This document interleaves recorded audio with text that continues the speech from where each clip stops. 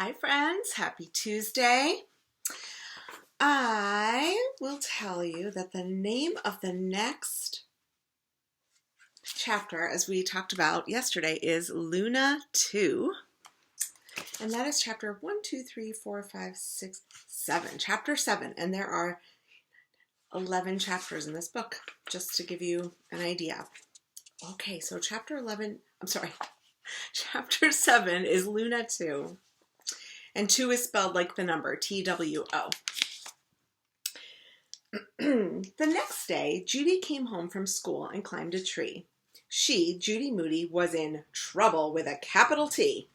Why was her whole family mad at her for letting a toad go free? She was just doing her part to save the world.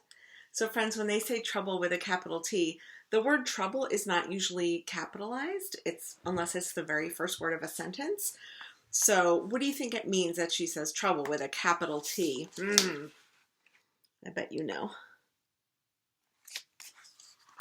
Stink saw her up in the tree. Hey, no fair. Mom and Dad said you had to go straight to your room.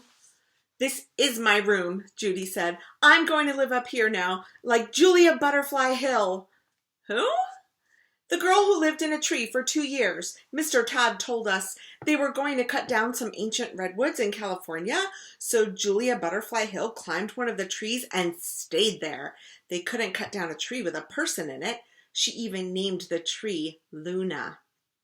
You can't just live in a tree, Judy, said Stink. Judy Monarch Moody to you. Oh, brother, said Stink. If I live in this tree, newspapers will come, and TV people, everybody will learn how important trees are. I'll call my tree Luna 2. How about lunatic, said Stink. Hardy har har, said Judy. Stink, you will have to be the gopher. Gopher? A gopher sounds like a rat. An important rat, said Judy. Go get me my walkie-talkies. It will be like Julia Butterfly Hill's solar-powered cell phone. That's how I'll talk to people. Stink came back with the walkie-talkies. Judy climbed down to a lower branch, and Stink stood on a milk crate to pass them up to her. Now get me a flashlight. It's going to get dark up here. Stink went and got the flashlight. Oh, he's being pretty cooperative and helpful, isn't he? Now can you get me a glass of water? Asked Judy. Water? What's the water for? Asked Stink. Well, I'm thirsty. Forget it, said Stink. I'll pay you 50 cents. How long are you going to be up there? Stink asked, thinking of all the money he could make. Julia Butterfly Hill was in her tree for 738 days. Sooner or later, Stink, you're going to have to get me some water. And lentils. Julia Butterfly Hill ate lentils. Lentils? You never ate a lentil in your life, Stink said. He got a bottle of water. You owe me 50 cents, said Stink. We're all out of lentils. I forgot I used them to make my Empire State Building in social studies. I guess I'll learn to like lima beans, said Judy. Ick. Rocky's on his way over, said Stink. He called and I told him you live in a tree now. I told him you are going to be in big trouble when Mom and Dad find out you didn't go straight to your room. This is my room. And here it says, on the bottle it says agua. Then can I have your room inside the house? And there we've got the little squigglies. It's a new moment. Rocky raced around the corner into the backyard. What's up, Judy? Besides you, I mean. He cracked himself up. Judy didn't laugh. Judy didn't say a word. You have to call her Judy Monarch Moody, said Stink. Oh, I get it, said Rocky. Like that girl who lived in the tree. What are you going to do if it rains? I'll stay under the leaves, said Judy. What about when it gets dark? Asked Rocky. I have a flashlight, said Judy. See what I mean? Said Stink. First she went crazy over some trash. Then it was a weird beetle. She's driving me up a tree. Oh no, not you too. Rocky and Stink fell on the ground laughing. How are we going to get her to come down? Stink asked Rocky. Mr. Todd said the tree cutters tried playing loud music and shining bright lights at Julia Butterfly Hill all night to make her come down, said Rocky. Time for Operation Boombox, said Stink. You guys might not even know what a boombox is. Oh boy. It's a big thing that plays music like a radio or a tape player. We used to use them when I was younger. You might not know. Okay. They blasted loud music to annoy Judy into coming down. She just put her hands over her ears and hummed, Oh, beautiful for spacious skies. But she was humming it, so it would sound like.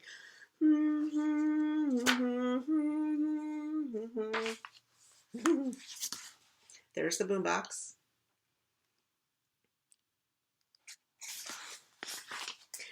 What else did they try on Julia? Asked Stink. Lawsuits, said Rocky. I'll sue you if you don't come down, yelled Stink. For what? Asked Judy. For staying up in a tree and getting out of your punishment or something? Or something, said Judy. Let's try shaking the tree, said Rocky. Ooh, that gives me a good idea for a song too. They put their hands around the tree and shook, but the tree did not budge one leaf. Tree bark is worse than bug bites, Stink said, showing his scraped up arm. Hey, Judy, I need a doctor. For real. Go get your doctor kit. Nice try, said Judy Monarch Moody. Just then, Mouse came outside and bolted up the tree. Thanks for the company, called Judy. Now I won't get lonely up here. Great, said Stink. Now Mouse won't come down either, and we'll have to call her Mouse Swallowtail Moody or something. I have to stay up here, said Judy, for the sake of all trees, and owls and flying squirrels and all the things that need trees, even people and toads.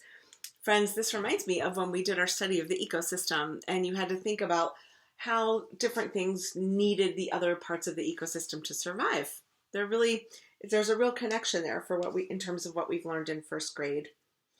Let's just leave her up there, said Stink. Who cares if she falls? Who cares if she gets in big trouble? Even Judy Monarch Moody can't stay up there forever. You have to go to school, called Rocky.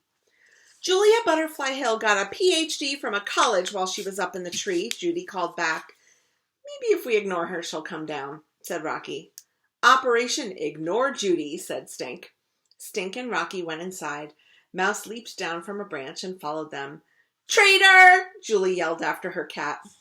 Living in a tree was a little lonely. Judy wondered if Julia Butterfly Hill got lonely too. 738 days was a long time. Judy had hardly lasted 738 seconds. A few minutes later, Stink and Rocky ran back outside. Stink waved an envelope in the air. Hey, you up there, said Stink. Judy Monarch Moody. What now? Asked Judy. You got a letter from the Crazy Strips contest, Rocky yelled up at her. Ooh, I was wondering when that might come up again. Really? Said Judy, looking down from her perch. Open it and read to me. No way, said Stink. You have to come down and find out for yourself. I'm not going to fall for that trick, Stink, said Judy. I'll read it, said Stink. He opened the envelope. He unfolded the letter. Dear Judy Moody, read Stink. I guess they don't know your middle name is Monarch. Just read it, said Judy. Congratulations! You are a winner of the Crazy Strips Design Your Own Bandage contest. Judy could not believe her ears. She dropped down from her branch in Luna 2 like a leopard to its prey. Let me see that! And out loud she read. Here it is. Dear Judy Moody, we miss your smile. Please call us to schedule an appointment with... Stink and Rocky cracked up as bad as a Brazil nut. Stink! Judy wailed. You tricked me! This is not from the Crazy Strips Company! You got me out of my tree because the dentist missed my smile? It worked, said Stink. Take a good look at this smile, said Judy, baring her teeth. Siberian tiger style. Does this mean I can't have your room? Asked Stink. Roar, said Judy. Okay, friends, that's the end of that chapter. The next one is called Batty for Band-Aids. The first word is when.